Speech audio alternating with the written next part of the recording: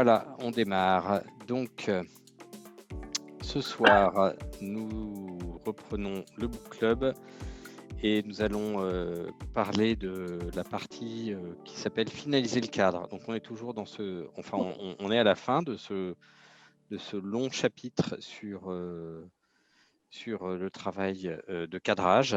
Donc, dans le travail de cadrage, il y a, je rappelle juste pour mémoire, hein, donc c'est le chapitre 1 de la partie 2.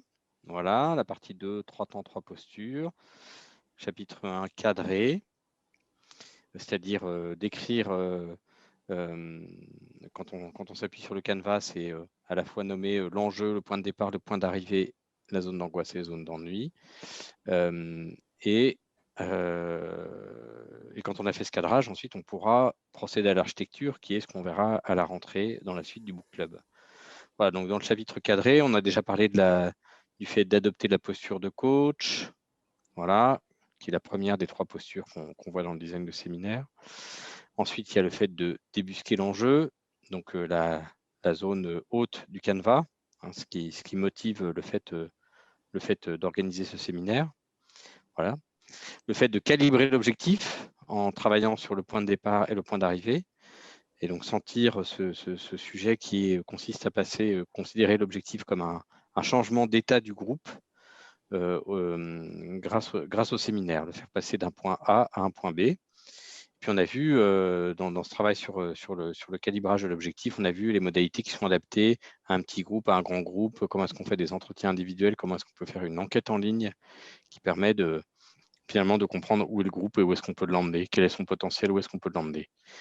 Et là, on va attaquer la dernière partie qui est finaliser le cadre, c'est-à-dire s'appuyer sur les résultats de ces entretiens pour à la fois affiner le point de départ et le point d'arrivée et regarder l'ennui et l'angoisse, le potentiel d'ennui et l'angoisse. Alors, je vais faire comme d'habitude.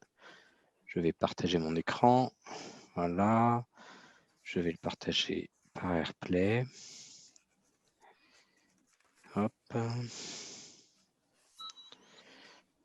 Hop. Voilà. Et là, normalement, vous devez voir mon écran. Voilà. Alors, finaliser le cadre. Donc, en fait, ce dont on va beaucoup parler là, c'est de la deuxième séance de travail avec le leader. Hein, si on considère que la première séance, en tout cas c'est ça qui est écrit dans le livre, la première séance a permis de déterminer l'enjeu et puis d'avoir une première approche du point de départ et du point d'arrivée. Et puis là, finalement, on a eu les entretiens, ou alors on a fait l'enquête en ligne, ou alors toute autre forme qui nous a permis de collecter des informations. Et on se retrouve avec le leader pour finalement lui faire un retour sur les entretiens et finir de compléter le canevas sans rentrer trop tôt, sans rentrer prématurément dans l'architecture, ou en tout cas sans rentrer dans le détail de l'architecture. C'est vraiment un point très important. Voilà. Alors, qu'est-ce qu'on va faire dans cette séance de travail? On va faire un retour. C'est une séance qui est très en général, le leader attend beaucoup parce que voilà, on a rencontré son équipe, on a rencontré ses collaborateurs. Donc, ça va, le retour qu'on va lui faire va conforter certains aspects, des choses qu'il voit lui-même, qui sont conformes à son analyse, et par contre, va en confronter d'autres, va venir éclairer un certain nombre d'angles morts et provoquer des prises de conscience sur l'état de l'équipe et sur ses besoins. Donc, en fait, voilà 4 points qui vont être abordés dans cet entretien. Et de fait, il est bon de prévoir pas mal de temps, hein, de l'ordre de 2 heures, voire plus, si on veut faire tout ça. Donc 4 points, et ça ne va pas être fait de façon linéaire. Le premier point, c'est faire en sorte d'assimiler les résultats des entretiens ou de l'enquête en aidant le leader à être dans un état d'esprit d'apprentissage, de se mettre dans une posture d'apprentissage, de l'aider à se dire, tiens, voilà, qu'est-ce que ça vous enseigne que vous ne saviez pas. Ensuite, il y a un deuxième aspect qui est de calibrer l'objectif. J'aime bien ce terme de calibrer l'objectif, c'est-à-dire se dire on a en tête l'enjeu. L'enjeu, ça reste la finalité, mais nous, l'objectif, c'est point d'arrivée, jusqu'où je peux emmener l'équipe par rapport à cet enjeu.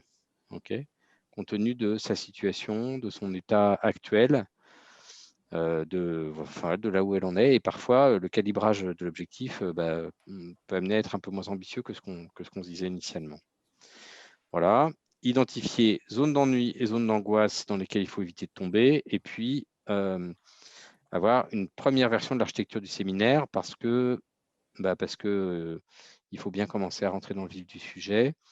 Et voilà. Et donc, c'est à ce moment-là, en général, qu'on bascule cet entretien. C'est le moment où se produit ce que j'appelle le switch de posture, c'est-à-dire que je vais passer, on en parlera tout à l'heure, de la posture de coach, qui était très appropriée pour faire le cadrage, à la posture de consultant, qui est appropriée pour faire le travail d'architecture. Consultant qui a une expertise en modalité, ou dans le sens, j'ai une expertise en modalité de séminaire, et mon travail, c'est de vous proposer une architecture qui permet de faire passer l'équipe du point de départ au point d'arrivée. Alors, j'ai pas mal parlé du Canva là, parce qu'en fait, je me rends compte à l'usage que une façon très simple de travailler, et ça a été renforcé par les outils digitaux, c'est de compléter, de s'appuyer sur le Canva pour avoir un support visuel pendant la réunion avec le leader, et qui lui permet finalement de voir se construire, d'avoir une image globale du cadrage de son séminaire. Donc, il faut préciser, donc en fait, on va utiliser des post-it qui capturent les différents points et qui permettent de remplir les différentes zones. Et dans le livre, là, sur cette page-là, qui est la page 54, on a un exemple réel, c'est un exemple réel de Canva construit en séminaire. Et vous voyez que c'est assez facile à dessiner. On a l'enjeu qui est en haut.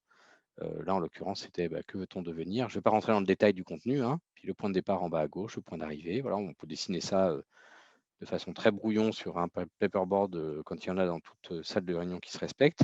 Et puis, vous êtes avec votre bloc de post-it. Et puis, vous allez compléter au fur et à mesure de l'échange ce Canva de façon à avoir sous les yeux toutes les informations essentielles. C'est vraiment à ça que sert un Canva. Alors, donc, je détaille un peu là l'objectif d'un Canva. Donc, avec mes mots, c'est de faciliter l'exploration en constituant au fur et à mesure un visuel qui aide à mieux réfléchir. C'est très rassurant en fait pour des participants dans une réunion d'avoir quelque chose qui capture les éléments essentiels de ce qu'ils disent. Et donc on voit que rien n'est perdu et que les choses sont placées à la bonne place, placées au bon endroit. Donc un canvas, c'est un outil visuel. J'en ai déjà parlé dans un précédent book club, mais j'y reviens là de façon plus détaillée, qui est conçu pour réfléchir seul ou à plusieurs sur un sujet en remplissant des zones qui sont prédéfinies et qui sont agencées les unes par rapport aux autres de façon logique. Il y a des tonnes de Canva. Vous tapez sur le net Canva, vous allez en trouver vraiment beaucoup, beaucoup. Le plus célèbre, c'est le business model Canva. Je ne vais pas en reparler, j'en ai déjà parlé. Il y a un encadré, page 28, et donc qui permet de décrire le modèle économique d'une organisation. Moi, j'ai conçu un Canva qui permet de décrire un séminaire. Un bon Canva, une structure logique, complète, simple. Je n'y reviens pas trop dans le détail. Donc, c'est quelque chose qui est pensé. Et on a fait ça, on l'a pensé comme ça. C'est pas pour du beurre, quoi. C'est pour de bonnes raisons. Alors, je me rends compte, et y compris avec des gens que j'ai formés au design de séminaires, qu'il y a quelques règles à assimiler pour utiliser un Canva et que on a tendance à vite les oublier.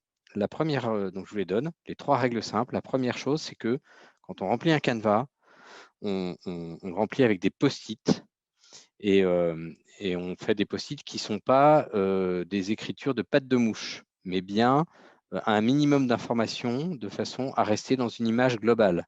Vous voyez, quand j'ai ce canevas sous les yeux qui répond à cette règle, on voit bien que j'ai déjà pas mal d'informations, mais je suis capable de lire, vous voyez.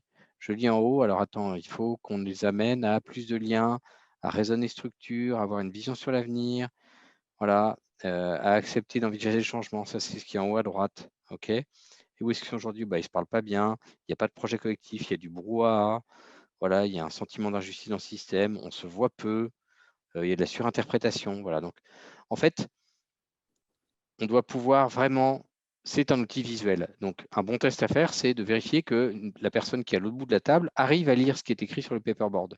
Si elle n'arrive pas à le lire, c'est que les post-it sont écrits trop petits. On n'écrit jamais sur le Canva, on écrit toujours sur les post-it. Pourquoi? Parce que les post-it, ça se jette, ça se remplace. Voilà, c'est fait pour ça. Donc, voilà, les écolos vont peut-être dire qu'on gâche des post-it. Bon, ça reste du papier, qui souvent est du papier recyclage, mais ça fonctionne très, très bien comme ça. Donc, on n'hésite pas à remplacer un post-it s'il est caduque, s'il a été formulé d'une meilleure manière. On n'arrête pas, en fait, c'est un support vivant, vous voyez. C'est un support d'aide à la réflexion. Deuxième règle, on l'alimente par n'importe quel bout. On ne fait pas forcément les choses dans l'ordre. Vous voyez, on a ce visuel, et puis on peut avoir envie de parler de la zone d'angoisse. Ah ouais, parce que notre conversation est faite comme ça, quoi. Ah, il y a ça dans l'angoisse, d'accord, paf, je rajoute dans l'angoisse, alors qu'on était en train de parler il y a un instant de la zone d'arrivée. Ce n'est pas un problème de remplir le canevas un peu par n'importe quel bout. Parce qu'on suit le flot de la conversation. Il est là pour aider la conversation, pas pour la contraindre ou pour la, je sais pas comment dire, pour la verrouiller, quoi. Voilà, et puis on cherche une image globale et on ne cherche pas l'exhaustivité et la précision. Ça, c'est important parce qu'on a vite fait de s'y perdre, surtout avec un canevas où il y a des centaines de post-it. On ne peut plus rien lire. On reste à un niveau d'histoire globale. C'est pas notre, c'est pas encore, on n'est pas encore à notre design détaillé. Vous voyez, moi, souvent, je vis avec jusqu'à un certain stade de la préparation avec un canevas, et puis à un moment donné, je passe à un design détaillé.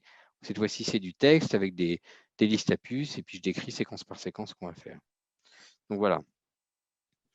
Ça, c'est un exemple. Et puis, en partie 4 du bouquin, il y a 5 exemples de canevas finalisés avec toutes les explications.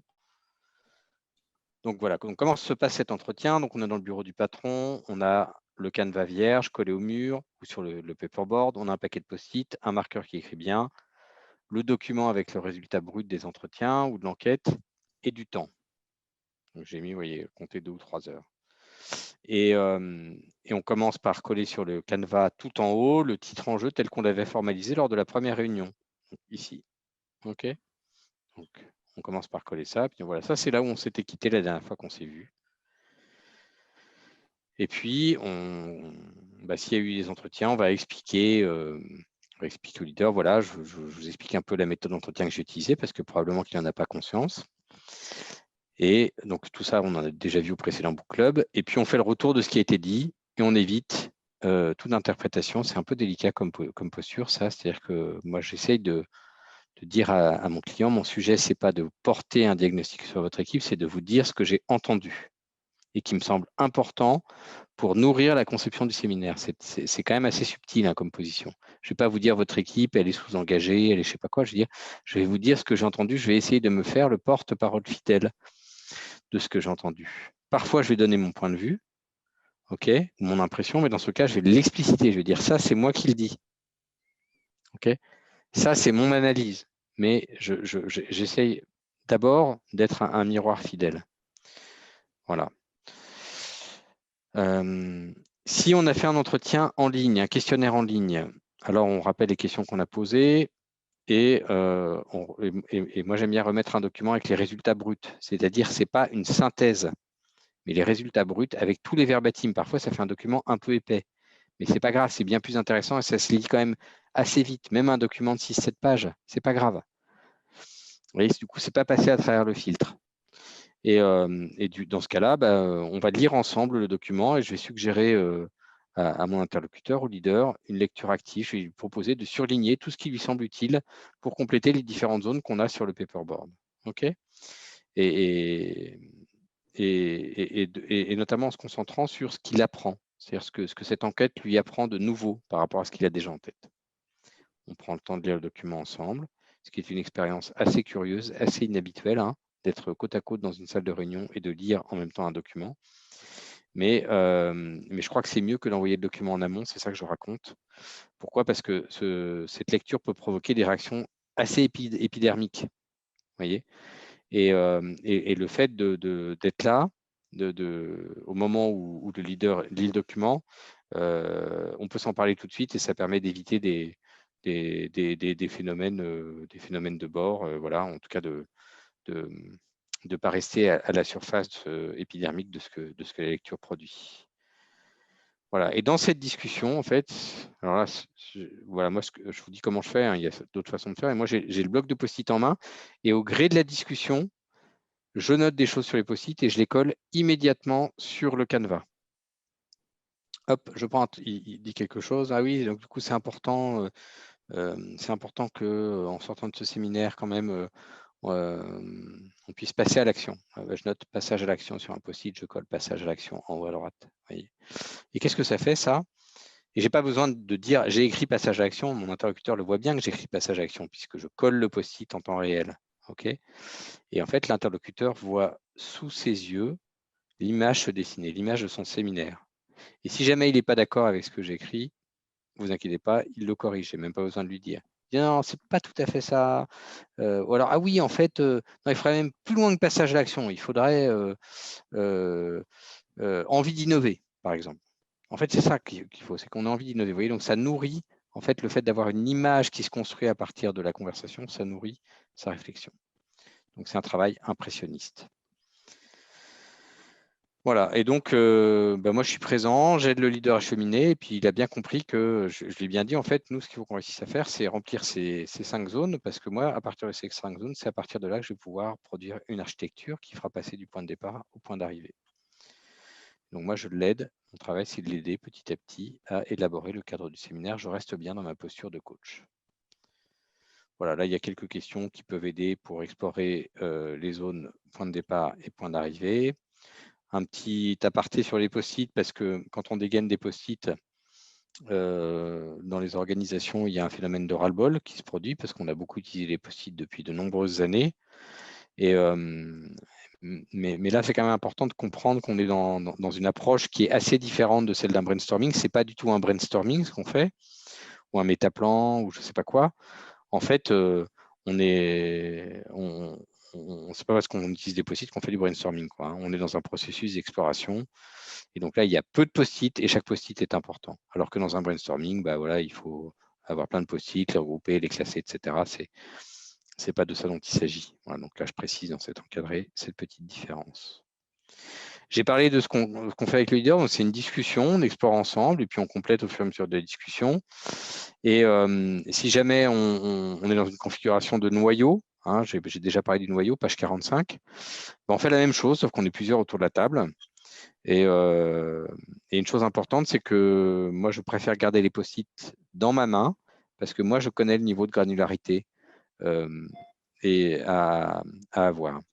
Et vous voyez, il y a un truc qui est quand même intéressant, c'est que subtilement, en ayant les post-it en main et le marqueur, ça manifeste le fait que je suis en train de changer de posture. C'est-à-dire, c'est moi l'expert, je tiens la barque, quoi, vous voyez. Je suis avec mon bloc de post-it, mon marqueur, je vous écoute, je capture tout ce que vous dites, mais c'est mon job de noter des choses sur le canevas. OK? Donc, je suis en train de passer dans un mode, je ne sais pas comment dire, c'est un peu difficile à expliquer, mais où j'ai la main, quoi. Voilà. Consultant, quoi. Ouais, c'est ça. Posture de Même si on le fait. consultant. Posture de consultant, voilà. Et donc, au bout d'un moment, on a sous les yeux un matériau précieux, une représentation claire, bien comprise de tous les différents éléments qui encadrent le séminaire. On vérifie qu'il ne manque rien, voilà. Et pour vérifier qu'il ne manque rien, en général, à ce stade, on a bien complété zone de départ et zone d'arrivée. Ça se complète assez bien tout seul. Mais zone d'angoisse et zone d'ennui, ça, c'est quelque chose sur lequel il faut revenir. Il faut avoir une discussion spécifique. Et donc, cette discussion, elle n'est pas. Il faut bien préciser ce qu'on entend, hein, c'est-à-dire qu'est-ce qui serait susceptible de provoquer de l'ennui chez les participants pendant le séminaire et qu'est-ce qui serait, à contrario, anxiogène, même si ça ne se verra pas forcément, mais voilà, qu'est-ce qui pourrait déclencher de l'angoisse chez les participants. Et donc, vous voyez qu'on est en train, vraiment, là, on rentre dans le vif du sujet tranquillement, quoi, hein. On se rapproche du séminaire. Vous voyez, quand on parlait de zone de départ, zone d'arrivée, c'est le point d'entrée, le point de sortie. Mais là, on commence à parler vraiment du séminaire en tant que tel. On est bien aligné sur l'enjeu et l'objectif, on est dans les bonnes conditions et on se dit, OK, qu'est-ce qui va ennuyer ou angoisser les gens? Alors, ces concepts d'ennui et d'angoisse sont très liés au flow, donc on en parle plus loin dans le bouquin, page 63-65, et j'y reviendrai le prochain ou le suivant book club. Voilà, donc il s'agit de prendre conscience de ce qui pourrait effectivement être ennuyeux ou anxiogène pour les participants au cours du séminaire. Voilà, là je donne un exemple de formulation de zone d'ennui, zone d'angoisse, pour comprendre ce dont il s'agit. Vous voyez là un exemple de 30 managers sur un enjeu qui est mieux coopérer entre les services. Donc, le point de départ, c'est, je vais passer directement ici, hein, chacun est chez soi, chacun est centré sur sa fonction, chacun est centré sur son service. Et en fait, là où on souhaite les emmener, c'est une conscience partagée de comment je peux aider les autres services. Voilà, comment faire, comment est-ce que mon service pourrait aider les services avec lesquels je suis en relation. Voilà, ça, c'est le point d'arrivée. Vous voyez, c'est sortir chacun d'un regard un peu nombriliste, quoi, hein. Ils se connaissent très bien, ça on l'a vu pendant les entretiens, pendant l'enquête, peu importe. Et donc du coup, comme ils se connaissent très bien, ce serait ennuyeux, vous voyez, d'avoir un truc où on invite chaque service à présenter son périmètre. Ils les connaissent, on ne va pas le refaire, vous voyez. Et à l'inverse, un truc qui serait trop fort, trop prématuré, ce serait de leur demander de s'engager sur des contrats de coopération. Vous voyez, donc ça illustre bien,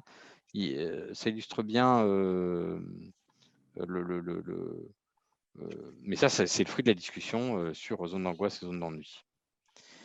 Voilà, donc, et là, il n'y a que un post-it dans chaque zone, mais la réalité, c'est qu'en général, on a 3-4 post-it dans l'angoisse et dans l'ennui, voire un peu plus. Donc, on a fini le cadrage. Donc, vous avez bien compris qu'on va avoir une transition. Donc, maintenant, ce qui nous intéresse, c'est ça. Et on ne va pas le faire entièrement lors de cet entretien, mais on va faire une première ébauche d'architecture. Donc, pour montrer, déjà pour... évidemment, c'est notre métier de concevoir ce séminaire, donc il faut bien s'y coller à un moment donné. Et en général, dans la phase des entretiens, dans la phase amont, on commence à voir quelque chose qui se dessine. En tout cas, moi, c'est comme ça que je fonctionne. Il y a quelque chose qui se dessine. OK ? Et donc, j'ai toutes les informations pour imaginer la structure du séminaire, l'escalier de flow dont on parlera plus tard. Voilà, et on va essayer de commencer ça dès cette réunion pour sortir avec ce que j'appelle un macro design, c'est-à-dire en anglais, on dirait un global design. Ils ont ces formulations en ingénierie, par exemple, des bâtiments, un global design ou un detail design. Oui, si vous avez déjà fait un appartement, un global design, c'est les pièces, les circulations, etc. Et puis dans le detail design, dans le design détaillé, on a les emplacements des prises, quoi. OK ? On a les emplacements des prises, la profondeur des placards, tout ça. Dans le global design, on a juste les emplacements des pièces. Bon, c'est ça dont on parle. C'est un macro design, une vue d'ensemble macroscopique de l'architecture.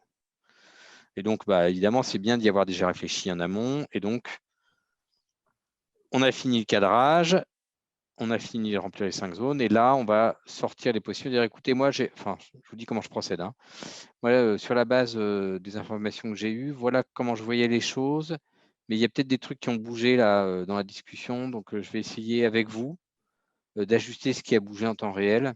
Enfin bref, je vous montre là où j'en suis. Et ce n'est pas fini, OK ? Parce qu'évidemment, il y a plein de choses que vous avez dites qui vont modifier mon architecture. Mais je vais essayer de vous montrer ce que je vois à ce stade. OK ? Et parfois, c'est un peu sans filet, parce que l'architecture, elle a jailli pendant la réunion, entre guillemets. Donc, c'est ce que j'explique ici. Parfois, cette modification de ce que j'avais préparé est une réinvention complète, car l'échange en réunion, in situ, a fait émerger de nouvelles choses qui changent la donne. Et donc, je suis obligé de penser avec le truc en séance. Voilà, donc le changement de posture, jusqu'à présent, mes interlocuteurs m'ont vu très à l'écoute, les faisant parler beaucoup, donnant assez peu mon point de vue. Et là, à partir de maintenant, je suis en train de changer de posture. Je deviens consultant expert. Mon expertise, c'est l'architecture de séminaire. Et donc, je propose, c'est mon job, un design qui est au service du cadre qu'on a défini ensemble. Voilà, c'est ce que j'appelle le switch de posture, qui n'est pas si simple. Et une des choses les plus délicates à gérer, c'est quand nos interlocuteurs ont des idées préconçues très fortes sur ce qu'il faudrait faire ou ne pas faire. Et par exemple, ils vont vous dire, je raconte une histoire dans le bouquin comme ça, il faut absolument que vous placiez un atelier avec, je sais pas quoi, avec le chef d'orchestre, parce que c'est génial. Et donc, si c'est super, il faut absolument qu'on fasse ça. Je dis, d'où quoi, vous voyez ? Ou alors, il paraît que vous faites, tout à l'heure on parlait de Lego Serious Play, il paraît que vous faites un travail super avec les Lego, nous on serait hyper contents de jouer avec les Lego. Et en fait, ça correspond, cette modalité, elle correspond à certaines situations, pas à toutes, c'est pas universel, quoi. Donc quand ils ont des idées préconçues comme ça, il faut les écouter, voir si ça a du sens, essayer autant que faire se peut de les satisfaire, mais le fond de notre job, c'est pas de faire plaisir en faisant les modalités. On n'est pas des vendeurs de modalités, souvent j'ai cette expression. Construire une bonne architecture, c'est votre job. Et donc, si ce qu'on me suggère n'a pas de sens, il faut l'évacuer diplomatiquement, mais fermement. Mes pires expériences d'animation de séminaire, c'est celles où j'ai été un peu négligent sur cet aspect-là. Je dis, ouais, c'est pas très grave, on va lui faire plaisir, on va faire ce qu'il a envie de faire, alors que je le sentais pas, quoi. Voilà. C'est bien d'expliquer que pour l'architecture, je vais changer un peu de posture parce que ça peut être surprenant parfois. Voilà, rien n'oblige de faire ça brutalement, un changement de posture, mais c'est quand même un vrai changement de posture. Voilà. Donc, la partie suivante, le chapitre qu'on verra, la partie au prochain book club est entièrement consacrée à l'architecture. Donc, on verra plus dans le détail à ce moment-là le concept d'escalier de flow. Donc, du coup, là, je ne vais pas l'expliquer dans le détail, mais le travail dans cette réunion est de produire un premier escalier, une première version de cet escalier. Pourquoi un escalier? On passe du point de départ au point d'arrivée. Par quelle marche va-t-on passer de ce point de départ à ce point d'arrivée? Des marches qui soient à la fois logiques, des marches qui soient à la fois atteignables, qui ne soient pas trop hautes et en même temps suffisamment stimulantes pour ne pas s'ennuyer.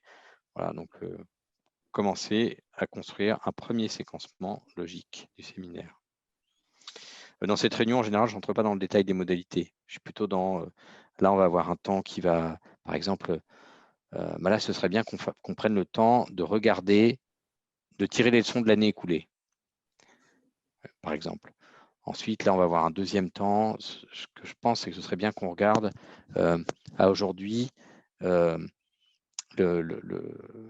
fasse une revue des difficultés qu'on rencontre dans notre fonctionnement. Voilà, on retire l'expérience de l'année écoulée, on regarde les difficultés qu'on rencontre aujourd'hui, et puis ensuite, on réfléchit à ce qui va se passer dans l'année et si ces difficultés vont s'amplifier ou disparaître d'elles-mêmes, par exemple. Vous voyez, ça, c'est un exemple.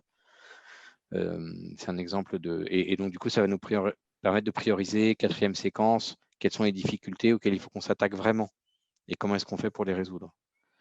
Donc, c'est ce niveau-là de discussion. C'est pas rentrer dans le détail.